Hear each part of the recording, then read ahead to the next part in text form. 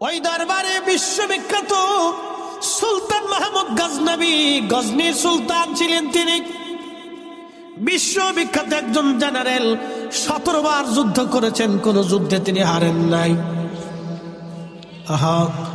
গজনী সাম্রাজ্যের তিনি বাদশা ছিলেন। বর্তমান Afghanistan, Uzbekistan, Tajikistan, Turkmenistan, Pakistan, Iran, বিরাট অংশ মিলে তার বিরাট বড় সাম্রাজ্য ছিল।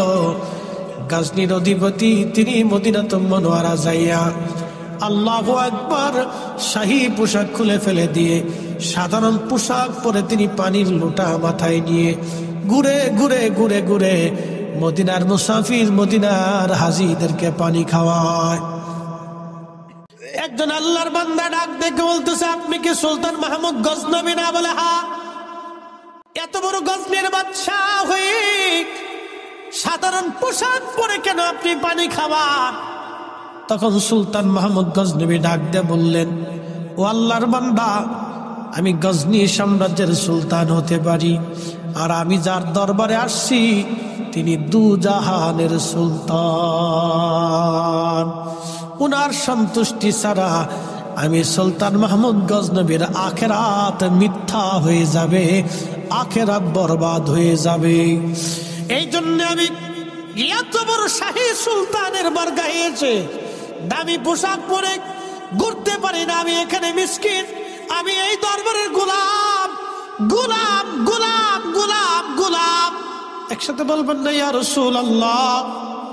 এত বড় বাদশা বলতেছে আমি এই দরবারের গোলাম, গোলামের কাজ গোলামি করা।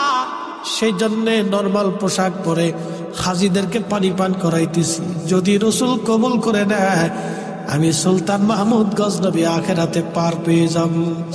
আর যদি কবুল না হই, আমি সুলতানের সুলতানিও শেষ হবে, আখেরাত বরবাদ হয়ে যাবে। এরা রাসূলকে এইভাবে সম্মান করত। এত বড় সুলতান, তারা নবীকে এইভাবে ভালোবাসতো। আর আমরা লুটুপুটু ছুটুপুটু এমন ভাবলইছি বিরাট বিরাট বুজুর্গ সাইজে গেছি। 10 ফিট দৈর্ঘ্য, বিরাট বড় খাল, 10 ফিট ডিপ, 3 কিলোমিটার গভীর খনন হবে, খাল খনন হবে, পরিখা খনন হবে 3 কিলোমিটার, 10 ফিট চওড়া, 10 ফিট ডিপ, বিরাট বড় খাল খনন করতেছিলেন। আপনারা জানেন সৌদি আরবের মাটি বাংলাদেশের মাটির মতো এত নরম মাটি পাবেন না। জায়গায় জায়গায় পাথর, মাটি খনন করতে হলেও অনেক বড় কষ্ট হয়। 3000 সাহাবী একাধারে খাল খনন করতেছিলেন। আল্লাহর নবী নিজেও খাল খনন করতেছিলেন। তো খাল খনন করতে করতে একটা মস্ত বড় পাথর পড়ে গেল। 10 ফিট চওড়া, 10 ফিট দৈর্ঘ্য, 10 ফিট গভীর, বিরাট বড় একটা পাথর পড়ে গেল। সাহাবীরা বলেন, ইয়া রাসূলুল্লাহ, এত বড় পাথর যদি খালের মধ্যে থাকে, নবীজি আমরা যুদ্ধ করতে পারবো না। তারা এই পাহাড়, এই পাথর বেয়ে বেয়ে তারা আমাদেরকে আক্রমণ করবে, আমরা বিপদগ্রস্ত হয়ে যাব। আল্লাহ নবী একটা হাতুড়ি নিয়ে পাথরের কাছে গেলেন, পাথরের মধ্যে একটা আঘাত করলেন। এক আঘাতে 3টা খণ্ড হলো। একসাথে বলবেন আল্লাহু আকবার। কয় আঘাত দিছে? জোরে বলেন। এটা কি সাধারণ আঘাত না নবুয়তের আঘাত? জোরে বলেন। এটা কি সাধারণ শক্তি না নবুয়তের শক্তি? যারা কয় রাসূল আমরার মতো, অত দুনিয়ার ব্যাক্কেল। আসতে বলেন কেন? জোরে বলেন। এর মতো গাধা পৃথিবীতে আর একটাও নাই, মার্কা ছাড়া গাধা। খুশি হলেও হবে, বেজার হলেও হবে। কারণ একটা কথা মনে রাখবেন, আল্লাহর নবীর ইজ্জতকে ছোট কইরা কেউ আল্লাহর ওলি হতে পারে নাই। শাহজালালও শাহজালাল হয় নাই। শাহজালাল হয়েছে নবীর গোলামি কইরা। বানিয়াচুরবাসী মনোযোগ দিবেন। বিরাট বড় পাথর, এই পাথরখানাতে নবীজি একটা আঘাত করলেন, 3 খণ্ডে বিভক্ত হলাম। পাথরের ভিতর থেকে আগুন বের হয়ে আসলো। আগুন কি বের হলো? আগুন বের হয়ে আসলো। নবীজি ডাক দিয়ে বললেন, সাহাবীরা রে, পারস্য সাম্রাজ্য আমাদের দখলে আসবে। কি সাম্রাজ্য? পারস্য সাম্রাজ্য। সাম্রাজ্য বুঝেন নাই? বুঝাইতেছি, বাংলাদেশের মতো একটা ছোট্ট দেশ না, বাংলাদেশের মতো অন্তত 100-150 দেশ নিয়ে একটা সাম্রাজ্য হতো। একসাথে বলবেন আল্লাহু আকবার। ফার্সিয়ান সাম্রাজ্য পৃথিবীর এক বিরাট শক্তিশালী সাম্রাজ্য ছিল। এরা পৃথিবীতে একসময় বড় যোদ্ধা ছিল। বর্তমান ইরান, ও দেখেন না কাউরে ভয় পায় না, আমেরিকারও তেল দেয় না, ওই ইসরায়েলেরও তেল দেয় না। এই ইরানকে কেন্দ্র করে, ওরা আগে থেকে যোদ্ধা জাতি, ইরানকে কেন্দ্র করে একটা সাম্রাজ্য ছিল, এটার নাম পার্সিয়ান। এই ইরানকে কেন্দ্র করে পার্সিয়ান সাম্রাজ্য 3500 বছর ধরে তাদের সাম্রাজ্য। এই ইরানের মানুষ আগে আগুনের পূজারী ছিল, আগুন পূজা করত। এই ইরানের মানুষ আগে আগুন পূজা করত। আপনারা জানেন বাংলাদেশে একটা গাড়ি আছে, নাম টাটা গাড়ি আছে না? এই টাটা কোম্পানির যিনি মালিক রতন টাটা, তিনি কিন্তু আগুনের পূজারী ছিলেন। তার আদি বাড়ি ছিল ইরান।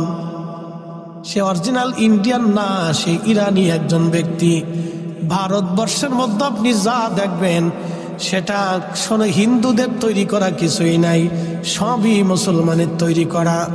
ভারতের যিনি পারমাণবিক যুদ্ধ অস্ত্র তৈরি করে দিয়েছেন, পারমাণবিক বোমা ভারতে যিনি বানিয়ে দিয়েছেন, তিনি ডক্টর এপিজে আব্দুল কালাম। তিনি পারমাণবিক বিজ্ঞানী ছিলেন।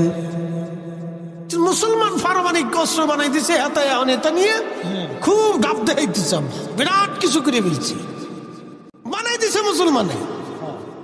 তাজমহল বানিয়েছে মুসলমান। ভারতের অর্থনৈতিক বিরাট একটা অংশ তাজমহল থেকে আসে। খুব মনোযোগ দিবেন, শত শত হাজার হাজার ওলি আল্লাহ সেই ভারত উপমহাদেশকে ধন্য করেছেন। কথা বলেন ঠিক না বেঠে?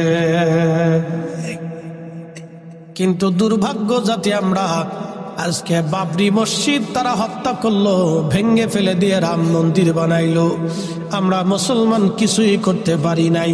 কথা কন না কেন? কিচ্ছু করতে পারি নাই। মনোযোগ দিয়ে, এই পার্সিয়ানরা আগুনের পূজা করত। তারা ভাবতো আগুনই ক্ষুধা। আচ্ছা, আপনাদের কি মনে আগুন ক্ষুধা? এটা ফু দিলে নিভে যায় না? নিভে যায় না? আবার আমরা ইচ্ছা করলে জ্বালে। তাহলে যেটা বান্দা জ্বালায়, ফু দিলে নিভে যায়, পানি মারলে নিভে যায়, হেতা ক্ষুধা কেমনে হয়? কি কথা কম না কেন? কেউ পাথর দিয়ে মূর্তি বানায় সেজদা দেয়। আচ্ছা, যেটা নিজে বানাইলাম এটার সেজদা দিয়ে কি লাভ? কোনো লাভ নেই। মনোযোগ দেবেন। কেউ মনে করে এটাই আমার ক্ষুধা, কেউ সাগরে পূজা দেয়, কেউ পাহাড়ের সামনে পূজা দেয়, ভাবে এটাই আমার ক্ষুধা। কেউ সূর্যের পূজা করে, সূর্যরে সেজদা দেয়, বলে এটাই আমার ক্ষুধা। আচ্ছা, আপনারা বলেন তো, সূর্য আবার অস্ত যায়, সূর্য আবার উদয় হয়। সূর্যের আলো কখনো একবারে ঠান্ডা ঠান্ডা হয়ে যায়, সূর্যের আলো আবার কখনো গরম হয়ে যায়। যেটা হারিয়ে যায় আবার আসে, সেটা বোঝা গেল সে নিজের নিয়ন্ত্রণে চলে না, তার নিয়ন্ত্রণ একজন অবশ্যই আছে, তিনি আমাদের বিশ্বাস অনুযায়ী আল্লাহ। আর যারা সূর্যের পূজা করে তারা মনে করে সূর্যই আমাদের খোদা। কিন্তু আজকের আধুনিক বিজ্ঞান বলছে সূর্য খোদা না। বলে কারণ কি? সূর্যের চাইতে বড় বড় নক্ষত্র মহা সৃষ্টি আল্লাহ বানায় রাখছে, তার একটা নক্ষত্রের পরিচয় দিয়ে যায়। কষ্ট হবে? বাচ্চা কাচ্চাদের ঘুম আসতেছে নি, বিরাট বড় বড় মুসল্লি সব সামনের কাতারে বসে দিচ্ছে। বাপরে বাপ, পাকা মুসল্লি, ওদের থাকতে হবে। ওরা না থাকলে আগামী দিন অন্ধকার হয়ে যাবে, ওরাই থাকবে, আমরা কবরে চলে যাব। ঠিক কিনা? মুসলমান বানিয়াচলবাসী, এই সূর্যটা 13 লক্ষ পৃথিবী এক জায়গা করলে যত বড় একটা সূর্য তত বড়। তাহলে যারা সাগরকে সেজদা দেয়, সাগরের পূজা করে, বোঝা গেল তারাও ভুলের মধ্যে আছে। কারণ এই সাগরের চাইতে বড় কিছু আল্লাহ বানাইছে, সেটা হলো সূর্য। মনোযোগ দিয়ে শুনে যাবেন, এই সূর্যের চাইতে বড় কিছু আল্লাহ বানাইছে, সেটার নাম হলো ব্ল্যাক হোল। অন্ধকার গহ্বর নামক একটা বিরাট বড় নক্ষত্র আছে, এখানে কোনো আলো নাই, শুধু আধার আর আধার, আধার আর আধার। 200 কোটি সূর্যকে, একটা দুইটা সূর্য না, 200 কোটি সূর্যকে যদি এখানে ধরে দেন, তার রাডারের মধ্যে পড়ে যায়।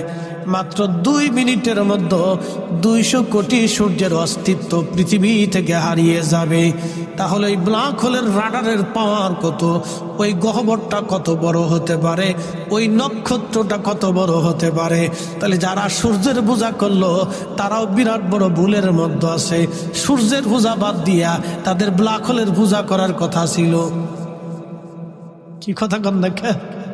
তাহলে বুঝা গেল সূর্য যে বানাইছে, সূর্য যে চালাইছে, সূর্যরে যে আলো দিছে, তাম সৃষ্টিকে যে বানাইছে সুনিয়ন্ত্রিত ভাবে, যিনি সৃষ্টিকে চালাচ্ছেন, সবকিছু যিনি খাওয়াচ্ছেন, তিনি আমাদের রব, তিনি আমাদের আল্লাহ, তিনি একমাত্র খোদা। একসাথে বলেন আল্লাহু আকবার। তিনি কে? জোরে বলেন কে? আল্লাহ। কে? আল্লাহ। কয়জন? কোন শরীক? কোন শরীক? লা শারীকা লাহ। কোন শরীক? উনার ছাড়া আর কোন ইবাদত হবে না, উনি ব্যতীত আর কারো সেজদা হবে না। এক কথা শেষ। কুল হুয়াল্লাহু আহাদ আল্লাহুস সামাদ লাম ইয়ালিদ ওয়া লাম ইউলাদ। মক্কার কাফেররা এসে নবীকে আক্রমণ করলো খন্দকে। কারণ কি? আল্লাহ রসুল বলেন আল্লাহ এক। কাফেররা বললো না, আল্লাহ এক না। মক্কার ঘরের মধ্যে 360টা মূর্তি তারা বানাইলো, এক এক খোদার এক এক মূর্তি তারা বানাইলো।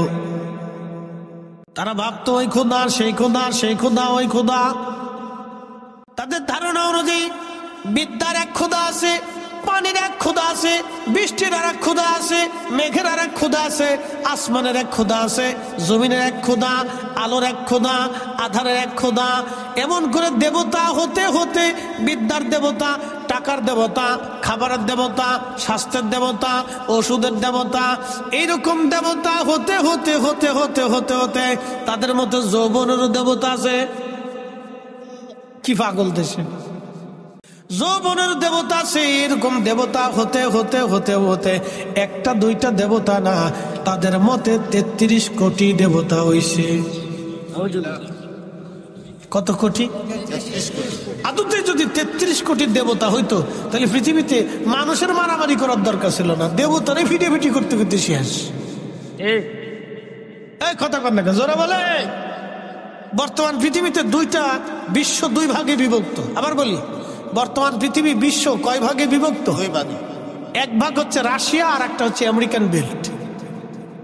2 মাতুব্বর সারা পৃথিবীতে এখন 2 মাতুব্বরে মাতুব্বরি করে, আমেরিকান বেল্ট, রাশিয়ান বেল্ট। আমেরিকার হচ্ছে ন্যাটো, আর রাশিয়ার হচ্ছে চীন, ইরান, উত্তর কোরিয়া, হেতা নিজে টিজে দিয়ে আরো দেশ দিয়ে মোটামুটি তার একটা বেল্ট। 2 গোষ্ঠী চাই আমরা পৃথিবী শাসন করব। বলে কারণ কি? আমেরিকা ডলার দিয়ে পৃথিবী শাসন করে। বলে কিভাবে? বাংলাদেশে কোটি কোটি টাকা আছে, খাবার আছে, সব আছে, কিন্তু ডলার নাই। আপনি ব্যবসা করতে পারবেন না, বিদেশ যাইতে পারবেন না, আমদানি করতে পারবেন না, রপ্তানি করতে পারবেন না। কি এক আজব কারখানা! চিন্তা করেন তো। আমার মাল উনার ডলার দিয়ে বেচতে হবে, আমি মাল কিনবো উনার ডলার দিয়ে কিনে আনতে হবে। তার মানে হচ্ছে নীরব ভাবে উনি আমাদেরকে, বাংলাদেশকে শাসন করে। কথা বুঝেন নাই মনে হয়? আমার ইউনুস কাকু তিনি কিন্তু আমেরিকাতে গিয়ে আসছেন। ভাবতেছেন যে বিরাট ভালো হয়েছে। এত ভালো ভালো না, সবগুলা কিন্তু এক জায়গায়। ওই জাতিসংঘের ওখান থেকে জ্বালার আসার দিব, তাই কিচ্ছু না। আমাদের এই দেশে ডলার যদি না থাকে তো কিচ্ছু নাই। যদি আমেরিকা বলে যে তোমার দেশ থেকে আমরা গার্মেন্টস নিব না, টাকা দেবো না, টাকা নেবো না, আমদানি রপ্তানি সব বন্ধ, বাংলাদেশ 6 মাসে ফকির হয়ে যাব।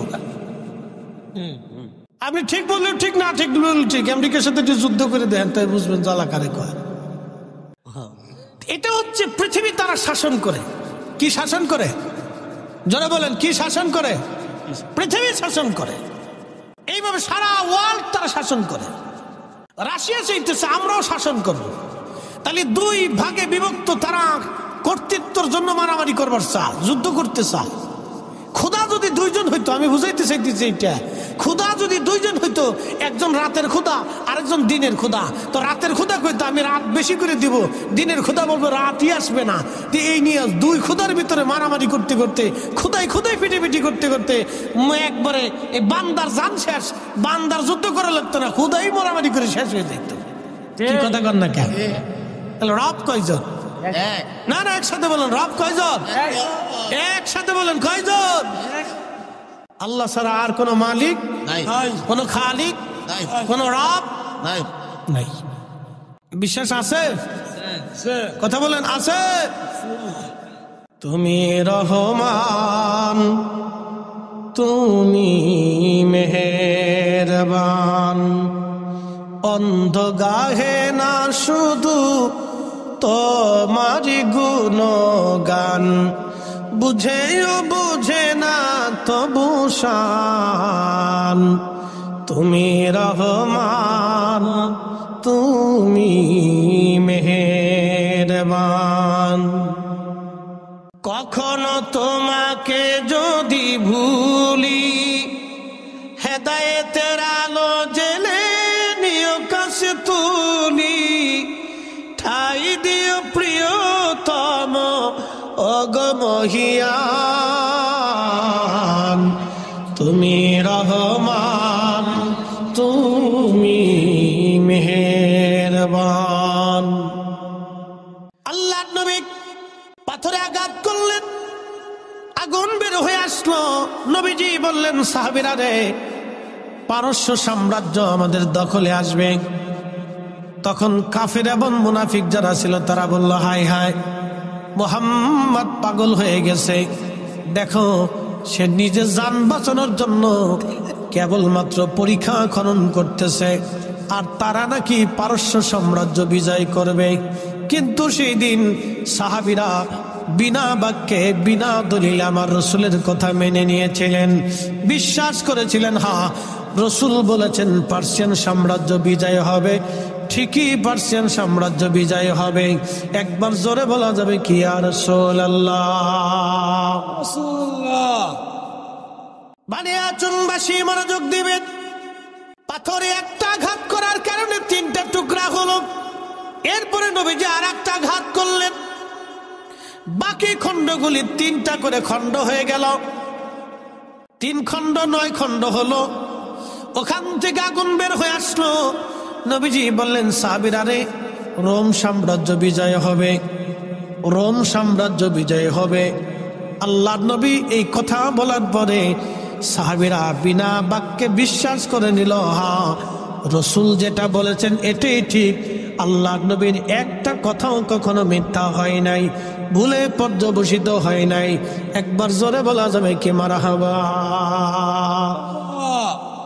আপনাদের কি মনে হয় রসুলের কথা 2-1টা মিথ্যা হবে? না, ভুল টুল হবে? তিনি যা ভবিষ্যৎবাণী করেছেন তা হবে কিনা? জোরে বলেন হবে কিনা? কিয়ামতের আলামত 2 ধরনের। কয় ধরনের? একটা আলামতে সুগরা, আলামতে কুবরা। বসে যান, ভালো করে শুনে যান। আলামতে সুগরা হলো ছোট ছোট আলামত, আলামতে কুবরা হচ্ছে বড় বড় আলামত।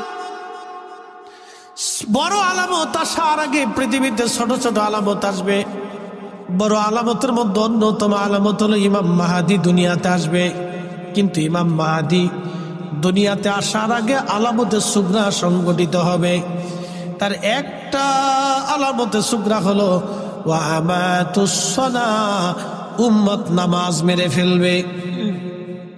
বলে হুজুর উম্মত কিভাবে নামাজ মারবে?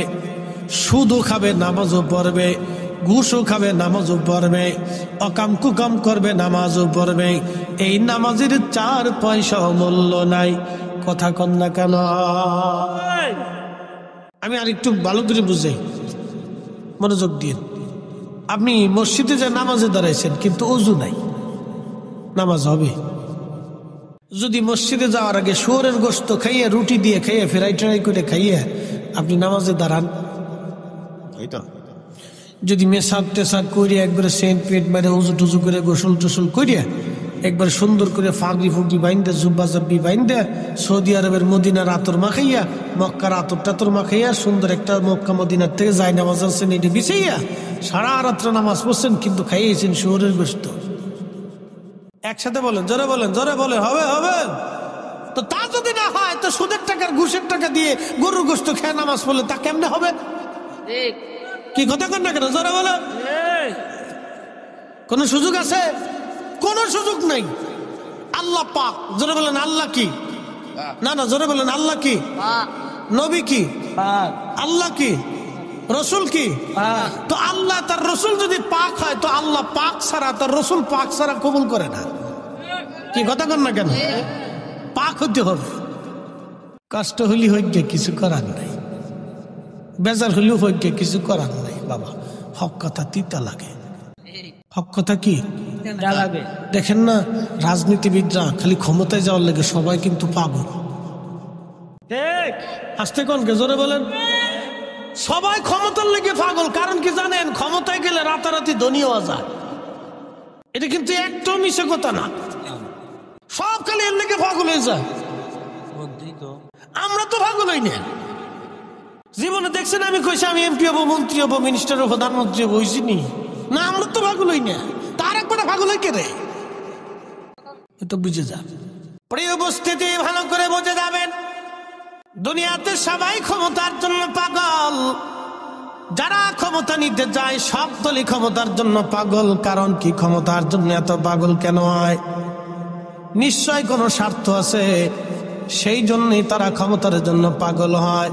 কিন্তু আপনারা যারা এখানে বসে আছেন, আপনারা বুঝি টেন্ডার মেন্ডারও কিছু পাবেন। তাহলে কেন বসে গেলেন? আপনাদের উদ্দেশ্য আল্লাহ এবং তার রসুলকে খুশি করা। কথা বলেন ঠিক কিনা? একই মানুষ, একই চামড়া, একই চোখ, একই কাঁধ, একই দেহ, একই খাবার, একই ভাত। আপনিও যে ভাত খান, প্রধানমন্ত্রীরাও সে ভাত খায়, কোটিপতিরাও সেই ভাত খায়। আপনি যেই বেগুন খান তিনি একই বেগুন খায়। আপনি যেই মাছ খান তিনি তার চাইতে বেশি ভালোটা খায় না। আপনি খান টাটকা, আরে খায় ফ্রিজেরটা।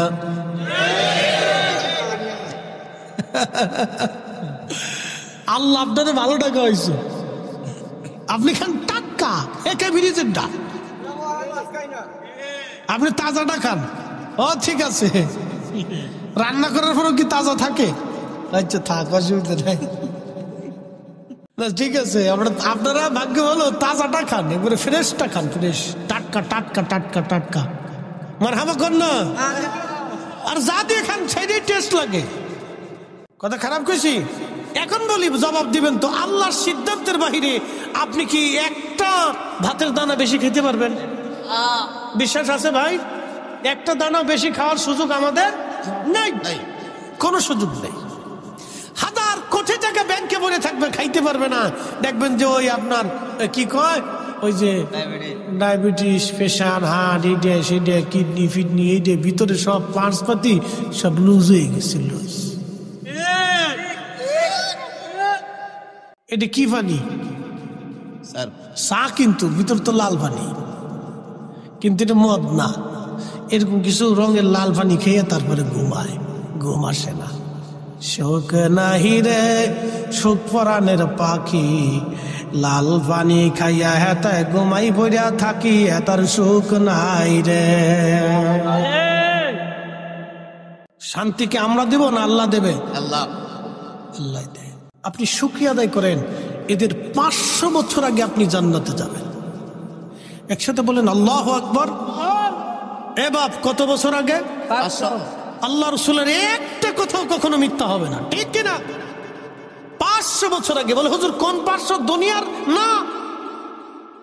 এক সেকেন্ড করে, এক সেকেন্ড করে 60 সেকেন্ড 1 মিনিট, 1 মিনিট করে 60 মিনিট 1 ঘন্টা, 1 ঘন্টা করে 24 ঘন্টা দিন ও রাত, 24 ঘন্টার দিন ও রাতে 365 দিনে 1 বছর, 1 বছর করে 50,000 বছর এক জায়গা করলে যত বড় হবে, হাসরের একটা দিন হবে তত বড়।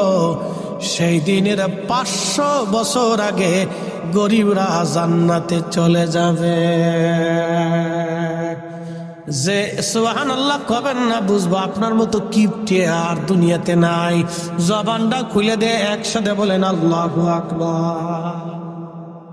ইয়া রাসূলুল্লাহ ইয়া হাবিবাল্লাহ ইয়া রাসূলুল্লাহ ইয়া হাবিবাল্লাহ। আমার মতো নিদান কালে থাকি নবীজি আমার শিয়রে, করিব চুম্বন কদম ধরিয়া। ইয়া রাসূলুল্লাহ ইয়া রাসূলুল্লাহ। মাতা পিতা যাহাদের অন্ধকার কবরে, দেখি নবীজি মায়াবী নজরে, তরায়া লইও হাসর মাজারে, তরায়া লইও হাসর মাজারে। ইয়া রাসূলুল্লাহ ইয়া হাবিবাল্লাহ ইয়া রাসূলুল্লাহ ইয়া হাবিবাল্লাহ। আল্লাহুম্মা সাল্লি আলা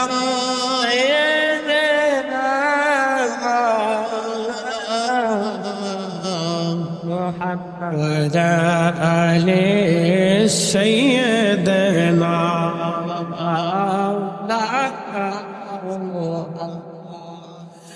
বানিয়াচুংবাসী মনোযোগ দিবেন, রোম সাম্রাজ্য বিজয় হবে।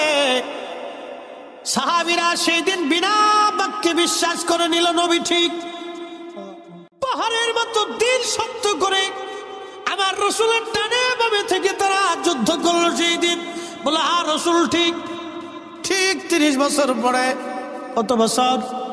30 বছর পরে সাহাবীরা এই নবীর উম্মতেরা রোম সাম্রাজ্য দখল করলো, পার্সিয়ান সাম্রাজ্য দখল করলো। তারও 400 বছর পরে এসে পুরাপুরি রোম সাম্রাজ্য দখল করে নিল উসমানীয়রা। উসমানী সাম্রাজ্যের অন্যতম সুলতান ফাতে মুহাম্মদ, তার কথা নবীজি ভবিষ্যৎবাণী করে দিয়ে বলেছিলেন মুসলমানরা কনস্টান্টিনোপল বিজয় করবে। আল্লাহর নবীর একটা কথা কখনো মিথ্যা হয় নাই। কনস্টান্টিনোপল বর্তমান তুরস্কের ইস্তাম্বুলে কনস্টান্টিনোপল একটা শহর, সমুদ্রের পাড়ে। খুব মজবুত দুর্গ ছিল। পৃথিবীর কোন শক্তি কনস্টান্টিনোপল কখনো দখল করতে পারে নাই। পৃথিবীর বড় বড় শক্তি চেঙ্গিস খানের মতো যোদ্ধা পারে নাই, হালাকু খানের মতো যোদ্ধা পারে নাই, তাতারিরা পারে নাই। এই কনস্টান্টিনোপল তারা বিজয় করতে পারে নাই।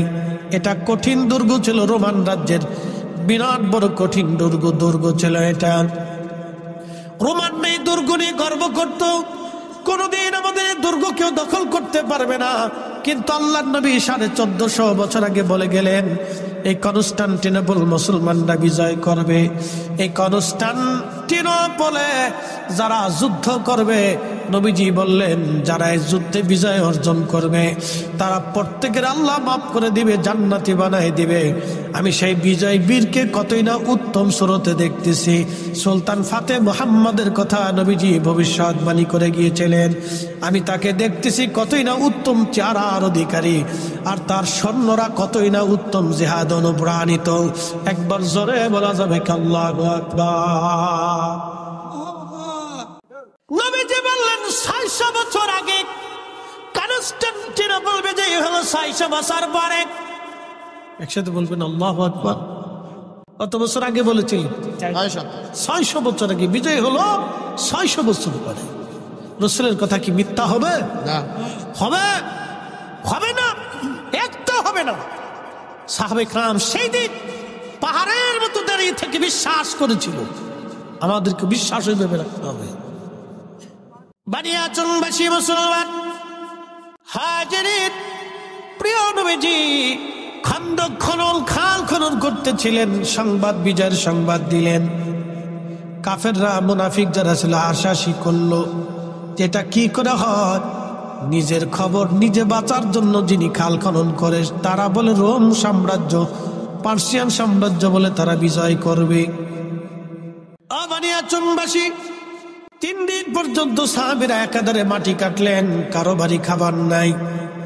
মদিনা অবরুদ্ধ হয়ে গেল, কোথাও থেকে খাবার আসে না।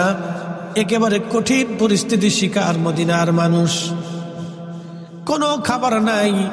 3 দিন পর্যন্ত আল্লাহর নবী নিজে না খাওয়া, সাহাবীরা না খেয়ে আসেন। আল্লাহর হাবিবের কষ্ট হচ্ছিল। এমন সময় হযরত জাবের রাদিয়াল্লাহু আনহু লক্ষ্য করলেন আল্লাহর নবীর পেটের মধ্যে কি যেন বাধা দেখা যায়। জিজ্ঞেস করলেন, হুজুর পেটের মধ্যে কাপড় দিয়ে কি চাপ দিয়ে বেঁধে রেখেছেন?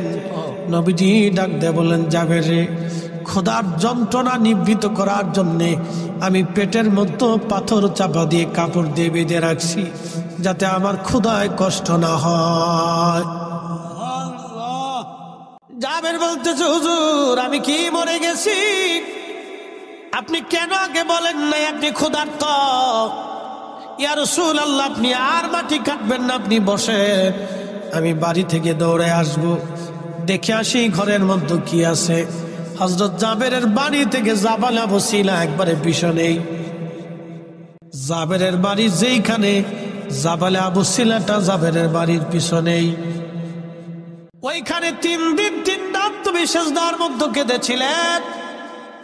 একাধারে 3 দিন 3 রাত সারা মদিনার মধ্যে কোথাও নবী নাই, নবী নাই, নবী নাই, নবী নাই।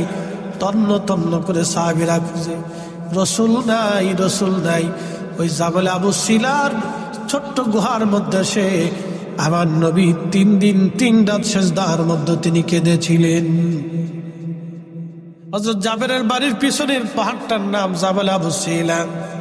হযরত জাবের রাদিয়াল্লাহু আনহুর যে বাড়িটা, সেটা বর্তমানে মসজিদ বানায় রাখা হয়েছে। ওই বাড়িতে দৌড়ে জাবের আসছে, বিবিকে ডাক দিয়ে বলেন, বিবি কি পরিমাণ ঘরে খাবার আছে বলো? রাসূল ক্ষুধার্ত, না খাওয়া, পেটের মধ্যে পাথর চাপা দিয়ে কাপড় দিয়ে নবী বেঁধে রাখছে বিবিরে। আমার রাসূল ক্ষুধার্ত, বলো ঘরের মধ্যে কি খাবার আছে? বিবি ডাক দেয়া বলতেছে, স্বামী গো, মাত্র একটা ছাগলের বাচ্চা আছে আর 1 সা গম আছে, ছাড়া আর কিছুই নাই। বিবিরা, ছাগল জবাই করে দিয়ে যাচ্ছি, তুমি ছাগল রান্না করবে আর গম পিষে তুমি রুটি বানাও। আমি আমার রাসূলকে দাওয়াত করে নিয়ে আসবো। আজকে জাবেরের বাড়ি রাসূলের দাওয়াত হবে। জাবেরের স্ত্রী ডাক দিয়ে বলতেছে, স্বামী দাওয়াত তো দিবেন, কিন্তু কানে কানে একটা কথা শুনে যান। বলো বিবি, কি বলতে চাও? বলে, স্বামী রে, জাবেরের বাড়িতে নবীকে দাওয়াত দিবেন, এই কথাটা কিন্তু কানে কানে বলবেন, সাবধান, অন্য কাউকে কিন্তু দাওয়াত দিয়েন না, কারণ ওখানে হাজার হাজার সাহাবীরা কাজ করতেছে। আমি জানি সবাই ক্ষুধার্ত, সবাই যদি জানে জাবেরের বাড়ির দাওয়াত হয়, এত মানুষের মেহমানদারি কিন্তু আমি করতে পারবো না। আপনি রাসূলকে কানে কানে বলে আসবেন। জাবের বলেন, ঠিক আছে, আমি যাবো, আবার আসবো। ওখান থেকে দৌড়ে আবার আল্লাহর হাবিবের খেদমতে এসে কানে কানে বলতেছে, হুজুর আমার বাড়ি আপনার দাওয়াত। নবীজি বলেন, জাবের কি খাবার আছে বলো? বলি, ইয়া রাসূলুল্লাহ, একটা ছাগলের বাচ্চা ছিল, আমি জবাই করে দিয়ে আসছি, গোশত বানিয়ে দিয়ে আসছি, আর 1 সা গম আছে নবীজি, ওটা পিষে রুটি বানিয়ে আমার স্ত্রী রুটি বানাচ্ছে, আর তরকারির জন্য ছাগলের গোশত রান্না হচ্ছে। নবীজি বললেন, জাবের ঠিক আছে, তোমার দাওয়াত কবুল। এমন সময় আল্লাহর নবী ডাক দিলেন, সাহাবীরা তোমরাও আসো, আজকে জাবেরের বাড়ি আমাদের দাওয়াত। একসাথে বলেন আল্লাহু আকবার। কয় হাজার সাহাবী? 3000। জোরে বলেন, কয় হাজার? কোন বর্ণনা আসছে 1000, 2000, 3000, যাই হোক, কিন্তু সাহাবী ছিল 3000। ছাগল কয়টা? একটা। গম কয় মন? 1 সা।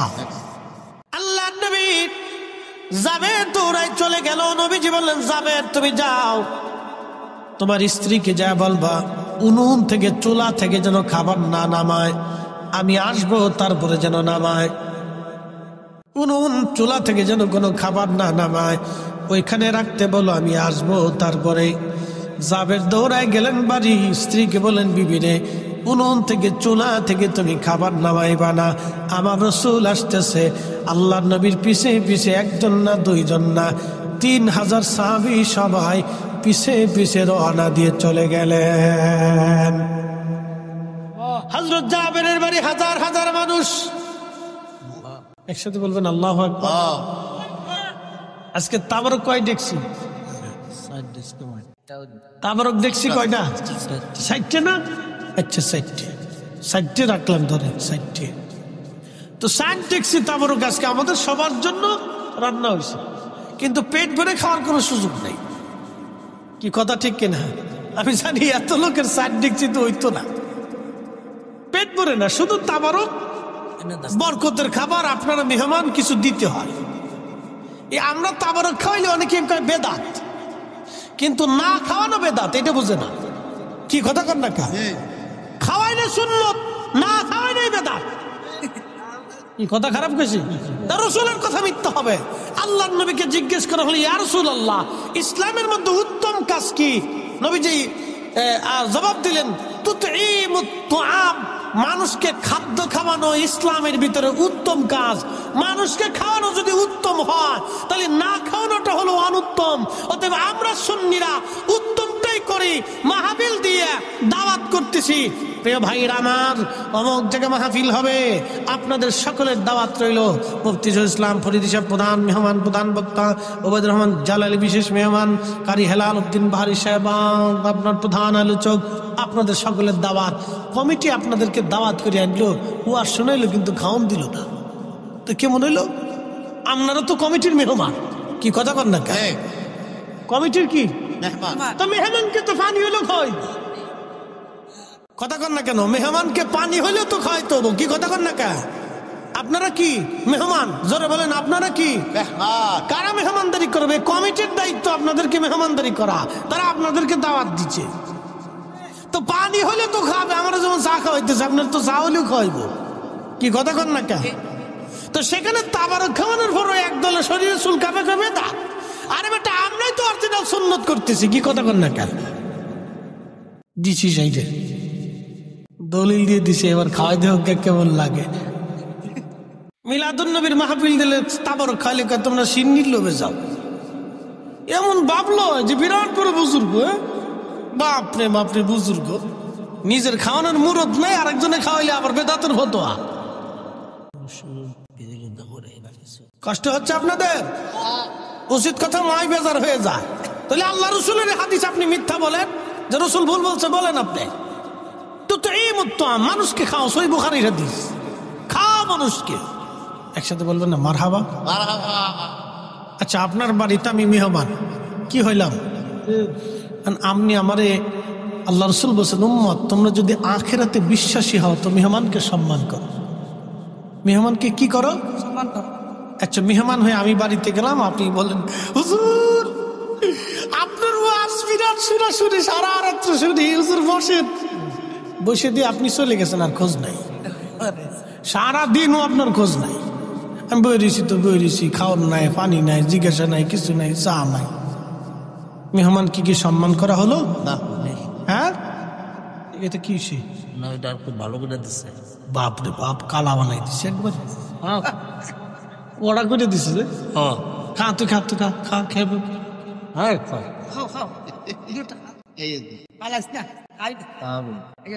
খাইস নে, খাইস নে, খাইস নে, বিপদ আছে। খাইস নে, বিপদ আছে, খাইস নে, খাইস নে, খাইস নে। সহজ সরল মানুষ কোন দিকে যাইব? তাল পাইতেছে না, তাল পাইতেছে না। মরে গেলে মরে যায় গা, তো জানাজা পরে যাবো আজকে ইনশাল্লাহ, চিন্তা নেই। একসাথে বলি না আল্লাহু আকবার, নারে তাকবীর, নারে রিসালাত। বাবাজি, বিরোধিতা করা যায়, রান্না বান্না করে খাওয়াই দেখেন, জ্বালাকারে কয়, এগুলো করবেন না। মানুষকে আল্লাহর দিকে আমাদের কাজ হচ্ছে উদ্বুদ্ধ করা, ঠিক কিনা? ঠিক। কাজের দিকে, কি কাজের দিকে? নেক কাজের দিকে উদ্বুদ্ধ করা, বিরোধিতা করা। কিছু ভাইরা করে এটা দলের টানে। ভাই কিসের টানে? দলের টানে তা করে। এগুলো করবেন না প্রিয় ভাই আমার। আপনার কারণে যদি 10 জন লোক রিজিক থেকে বঞ্চিত হয়, জবাবদিহিটা কিন্তু কিয়ামতে আপনাকেই দিতে হবে। কথা ঠিক কিনা? কি জবাবদিহিতা আছে না? আছে। আপনি ধরেন একটা কুত্তাকে খাবার দিতে গেলেন। কাকে? কুত্তাকে। আরেকজনে বাধা দিল, ধর কুত্তারে কি খাওয়াবি, চল। কিয়ামতের ময়দানে কুকুর মামলা করবে, ইয়া রাব্বি, এ বান্দা আমাকে খাইতে দিতে চাইছিল, কিন্তু এই বান্দা আমাকে নিবৃত্ত করে দিছে, আমার রিজিক থেকে বঞ্চিত করছে। আল্লাহ বিচার চাই। ফায়সালা কে করবে? আল্লাহ। এই জন্য এগুলি হিসাব করে চলতে হবে, বিচার অবশ্যই হবে। প্রিয় ভাই আমার, আল্লাহর নবী সমস্ত সাহাবী নিয়ে যখন জাবেরের বাড়ি গেলেন, হযরত জাবের রাদিয়াল্লাহু আনহু বাড়ি যাওয়ার পরে জাবেরের স্ত্রী দেখা স্বামীরে ডাক দেখায়, তাড়াতাড়ি এদিকে আসেন, আপনি করছেন কি? বলে, কি করলাম রে বিবি? আপনারা না বললাম কানে কানে নবীকে দাওয়াত দিবেন, এত সাহাবী দাওয়াত দিছেন, বাড়ি তো খাবার নাই, আমি কেমনে মেহমানদারি করব বলেন? একসাথে বলবেন আল্লাহু আকবার। তারা মেহমানকে খাওয়ানোর জন্য কেমন উদগ্রীব ছিল, আর আমরা খালি বেদাতের ফতোয়া মারতেছি না, খালি ফতোয়া মারতে পারি আর কি। এ মুসলমান, খুব মনোযোগ দিবেন। হযরত জাবের ডাক দিয়ে বলতেছে, বিবি রে, আমি কে দাওয়াত দিয়েছি? আমি তো রাসূলকে দাওয়াত দিয়েছিলাম, কিন্তু সব সাহাবী ক্ষুধার্ত, কোন সাহাবীর খাবার ঘরে নাই। 3 দিন তারাও ক্ষুধা নিয়ে আল্লাহর হাবিবের সাথে মাটি কাটতেছিল। বিবিরে, নবী একা খাবে, সাহাবীরা না খেয়ে থাকবে, এটা হতে পারে না। সেই জন্য আল্লাহর নবী আমাদের সবাইকে দাওয়াত করে নিয়ে আসছে।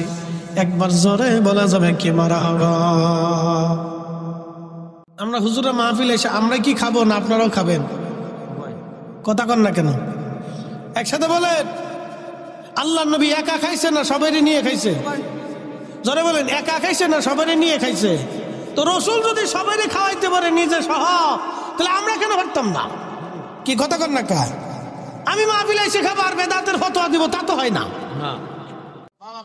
না, এটা হচ্ছে কি, অনেকে বুঝে না, দলের টানে বলে ফেলায়, ঝুঁকে ঝুঁকে বলে ফেলায়। কিন্তু ঝুঁকে ঝুঁকে বললে তো আমার জবাবদিহিতা আছে বাবা, কথা ঠিক কিনা?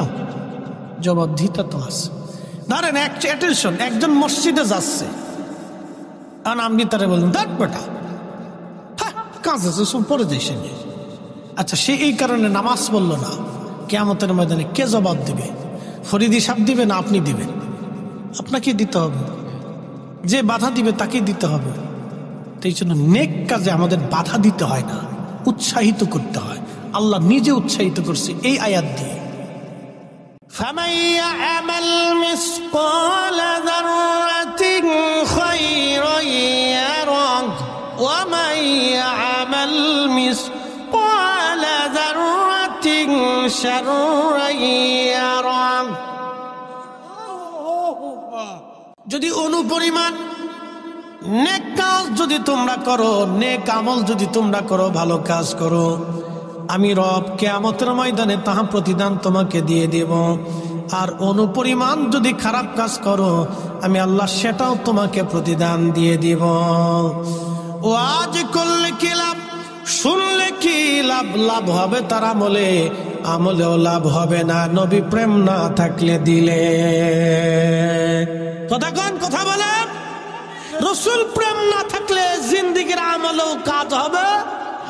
এই যে বুড়া কলা দেখিয়ে দিলাম, যদি দলিল থাকে কোনোদিন দিন, কিয়ামত পর্যন্ত খুঁজবেন, দলিল পাবেন না।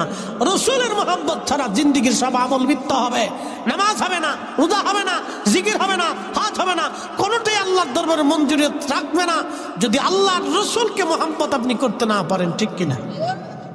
জ্ঞানী যারা বুঝে তারা শুধু ইশারায়, নাদানের বোঝাইতে পারে আছে কে কোথায়।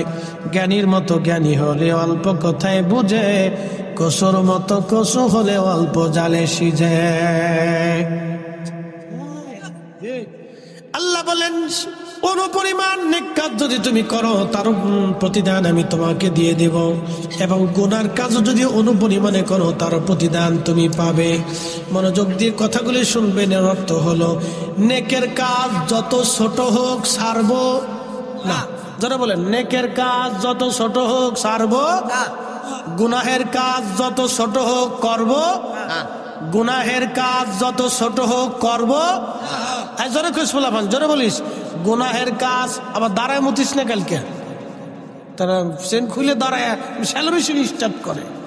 ভালো করে সহান বাবা, গুনাহের কাজ যত ছোট হোক করব, গুনাহের কাজ যত ছোট হোক করব, নেকের কাজ যত ছোট হোক ছাড়ব।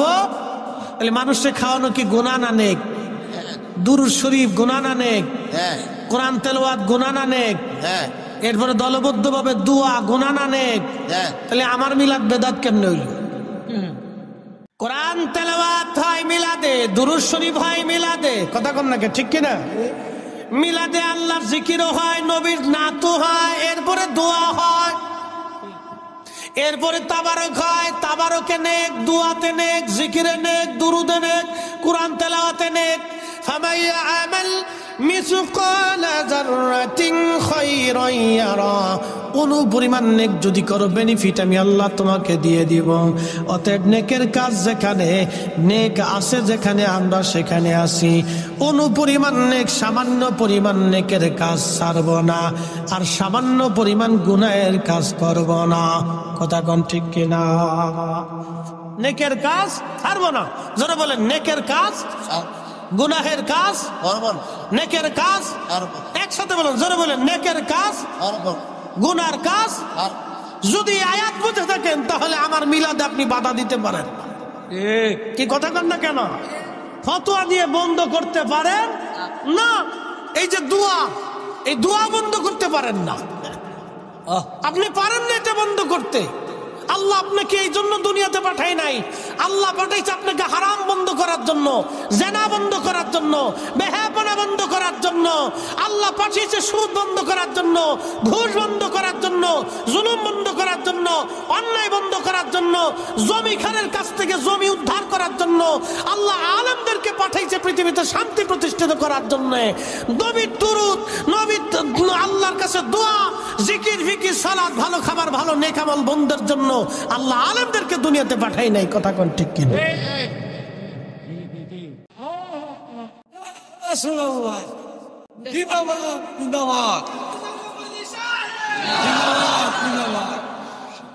বুঝতে কি আর কোনো অসুবিধা আছে? আমি একবারে সহজ সাবলীল ভাবে আপনাকে বোঝানোর চেষ্টা করছি। বাবাজি আমার, আল্লাহ আমাদেরকে প্রত্যেকে আল্লাহর আদালতে দাঁড়াইতে হয়। কথা ঠিক কিনা? একটু জবান খুলে দুরূদ শরীফ পড়েন। আল্লাহুম্মা সাল্লি আল্লাহু আকবার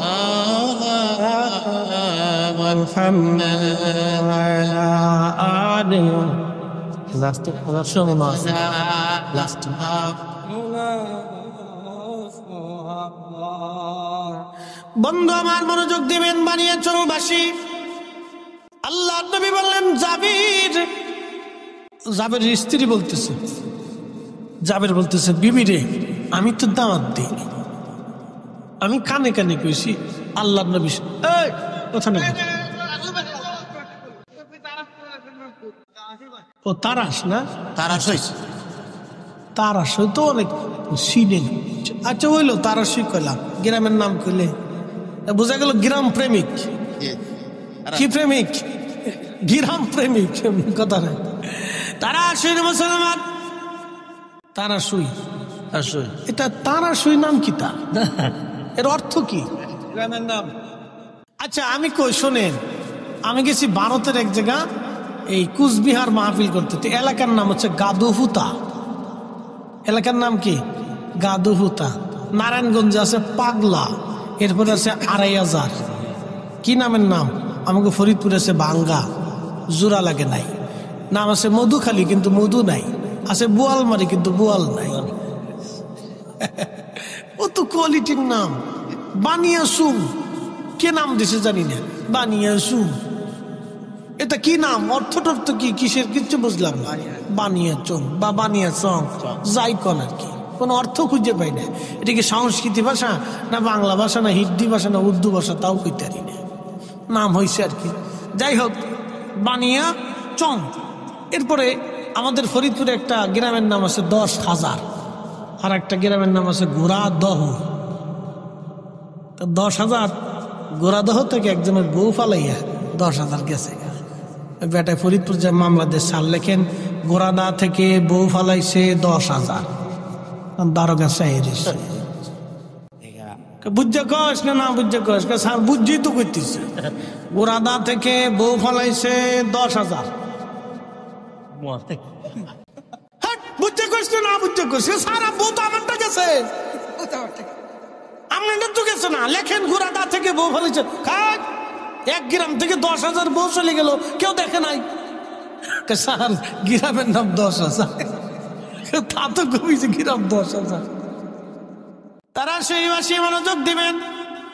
হাজিরিন, আল্লাহ নবীর সাহাবী জাবেরের স্ত্রী বলতেছে, স্বামী রসুল যেহেতু দাওয়াত দিয়েছে, তাহলে আমার আর কোনো চিন্তার কারণ নাই, কারণ আল্লাহ নবী নিজে হাতে পেরে খাওয়াবে, আমি আর চিন্তা করতেছি না।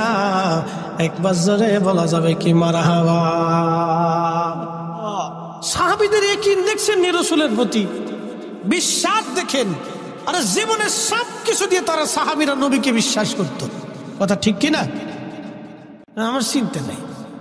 আল্লাহ নবী বললেন, জাবের তোমার স্ত্রীকে ভিতরে যেতে বলো। ভিতরে চলে গেল। উনুন থেকে হযরত জাবের নবী বললেন, খাবারগুলি নামাও, কাপড় দিয়ে ঢেকে দাও। তরকারির পাত্র নামায়া কাপড় দিয়ে ঢাকা হলো, রুটির পাত্র নামায়া কাপড় দিয়ে ঢাকা হলো। আল্লাহ নবী বললেন, জাবের রে, সব সাহাবীদেরকে কাতার করে বসতে বলো। সব সাহাবী কাতার করে বসে গেলেন। 3,000 সাহাবী কাতার করে বসা। নবীজি 3টে রুটি হাত দিয়ে ঢুকাইলেন বাম হাত দিয়া। আল্লাহ নবী পাত্রের উপরে হাত মোবারক রাখলেন, ডান হাত দিয়ে 3টে রুটি নিলেন।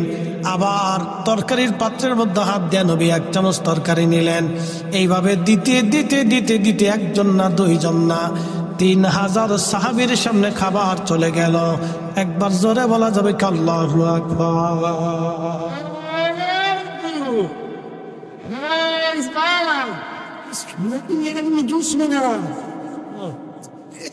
রুটি গেল কয় হাজার?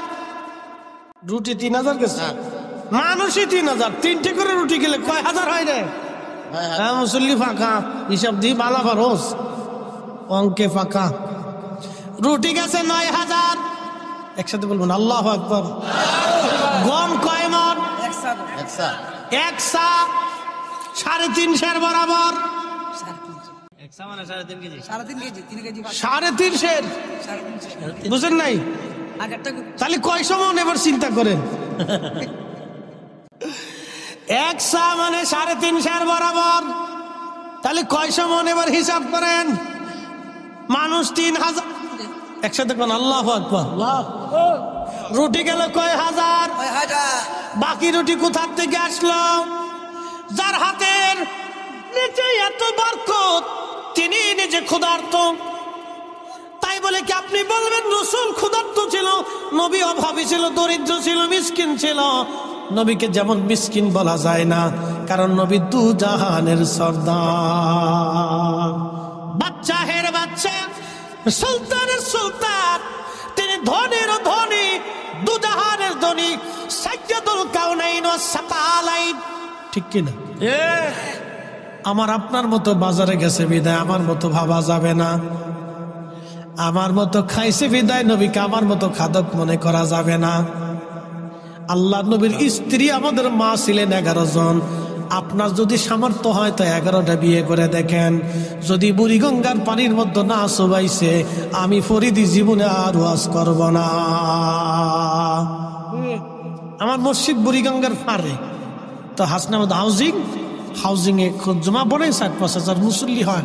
আমি একদিন বললাম যে আপনারা তো খালি বলেন রসুল আমরার মতো, তার নিয়ে 90% তা বুঝছে।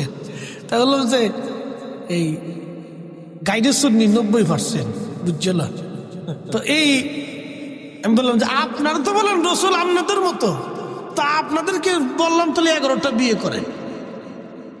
যদি 6 মাসের মতো না সুবাইছে তাহলে আপনাদের এখানে আর খতিবগিরি করবো না, ওই বুড়িগঙ্গার মতো সুবাইবো।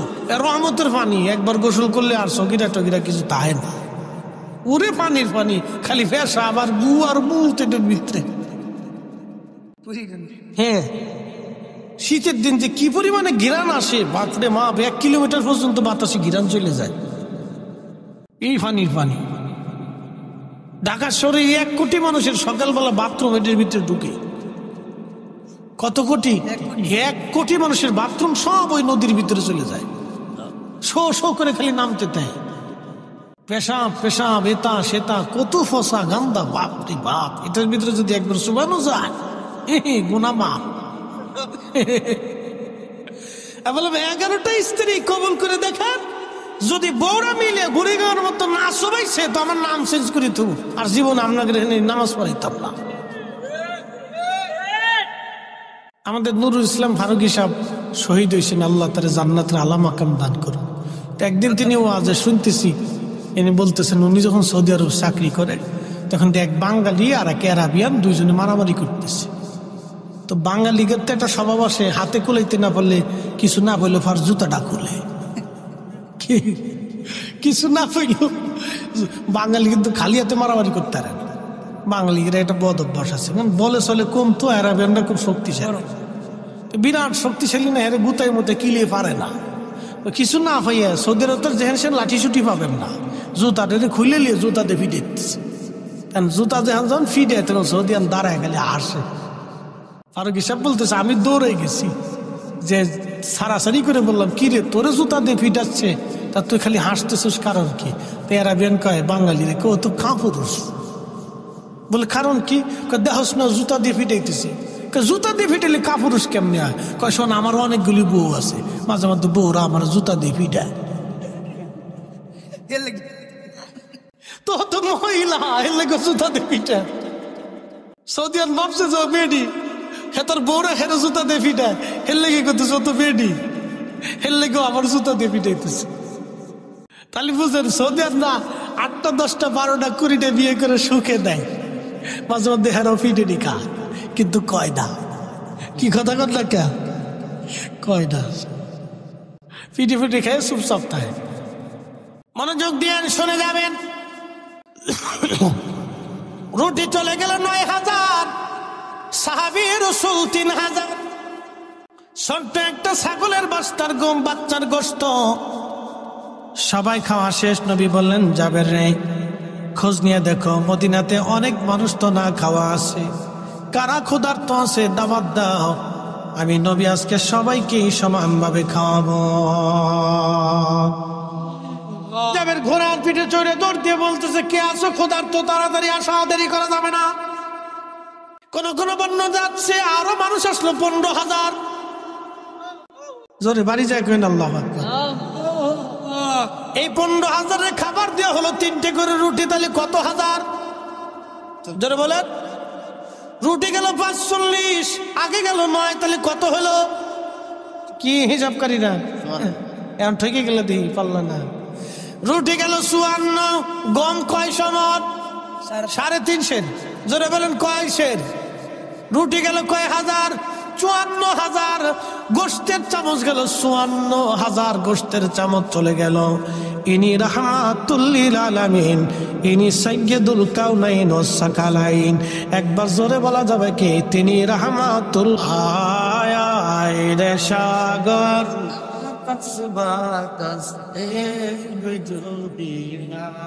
ত্রিভুবনের প্রিয় মুহাম্মদ এলো রে দুনিয়ায়, রে সাগর আকাশ বাতাস আল্লাহুম্মা সাল্লি আলা জবান খুলে মুহাম্মাদ আলা আলে সাইয়্যিদিনা। সভাপতি সবার মাদ্রাসা আছে, সুন্নি মাদ্রাসা বলার জন্য বন্ধুগণ আমার, তিনি রাহমাতুল লিল আলামিন, তিনি হাবিবুল্লাহ ওনার রাজ এত বড় শাহী দরবার, সিংহাসনবিহীন একটা দরবার, কোটি কোটি আশিক রাসূল ওই দরবারে যে চোখের পানি সেরে সেরে সাফায়াত কামনা করে আসি। আর রাসূলুল্লাহ, কঠিন হাসরের দিন ভুলে যাবেন না আপনি আমাকে। আহা, জান্নাতুল বাকিতে রিয়াজুল জান্নাত আমি দেখেছি। হাজিরা ওইখানে যখন যায়, প্রিয় নবীজির মিম্বর একেবারে সামনেই থাকে। হাজিরা চোখের পানি ফেলে ফেলে কাঁদতে থাকে। এই জান্নাতের বাগানে রাসূল নামাজ পড়েছে, স্থির থাকতে পারে না কোনো আশিক হাজি। আহা, ওইখানে ইমাম মালিক ৮০টা বছর তিনি কাটিয়েছিলেন, কোনদিন জুতা পরেন নাই, কোনদিন থুতু ফেলেন নাই, পায়খানা পেশাব পর্যন্ত তিনি করেন নাই। ইমাম আজম আবু হানিফা একাধারে ৭ দিন ছিলেন। ৭ দিনের জন্য, একটা বারের জন্য ৭ দিন তিনি পেশাব পায়খানা করেন নাই। বিদায় লগ্নে বলেন, ইমাম মালিক রে, আজকে ৭ দিন হলো মদিনার ভিতরে আমি পেশাব পায়খানা করি না। বলে, হুজুর কি খান আপনি? ইমাম আজম বললেন, আমি ৭ দিনে মাত্র ৭টা খেজুর খেয়ে বেঁচে আছি। তাহলে পানি কি করে খান? বলে, হাতের মধ্যে পানির আর্দ্রতা নিয়ে চেটে চেটে কোন রকম তৃষ্ণা নিবারণ করে আসি। পেশাবে ধরলে বলো কোথায় পেশাব করব? পায়খানায় যদি ধরে কোথায় করব? যে মাটির নিচে রাসূল ঘুমায়, যে মাটির নিচে রাসূল ঘুমায়, ওই মাটির নিচে আমি কি করে এই মাটির উপরে পায়খানা পেশাব করি? বলা কোন উসুল, কোন দলিল তারা দেন নাই। দলিল একটাই, রাহমাতুল লিল আলামিন। আমরা যখন নবীজিকে দাঁড়ায় সালাম জানাই, আমাদের কোনো দলিল নাই, একটাই দলিল। এত বড় ইজ্জতওয়ালা নবীকে সালাম যদি দিতে হয়, তাহলে ইজ্জতের সাথেই দিতে হবে। আমি তার উম্মত হয়ে কি করে বসে থাকব? আমি আর বসে থাকতে পারি না, এই জন্য আমরা দাঁড়াই। কথা কন ঠিক কিনা? বন্ধু আমার, ওই দরবারে বিশ্ববিখ্যাত সুলতান মাহমুদ গজনবী, গজনীর সুলতান ছিলেন তিনি।